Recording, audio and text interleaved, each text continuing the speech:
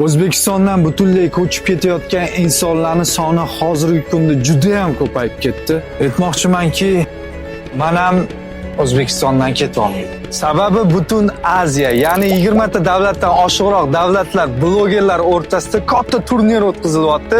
Meni o'sha yerga taklif qilishdi. O'zbekiston, sizlarning yordaminglar kerak menga. Sababi Malayziyaga sayohatimiz davomida har xil topshiriqlar beradi. O'tda kim chiroyli video olib, kimni aktivi yaxshiroq bo'lsa, birinchi o'rinni olar ekan.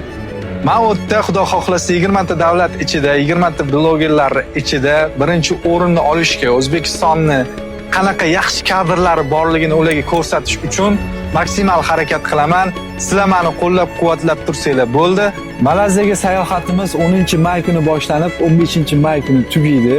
5 kun davomida men Malayziyaning har xil joylarida bo'laman. U yoqdagi hayotni, u yoqdagi atmosferani har kun men Instagramimda sizlar bilan tanishtirishga, u yoqda yoritib borishga harakat qilaman. Malayziyaga sayohatimizni va o'tdagi bo'layotgan turnirni hamma narsani tashkil qilayotgan kompaniya bu Asia All Stars Influencers World kompaniyasi bo'ladi. Ularga alohida rahmat aytaman, meni taklif qilishgani uchun.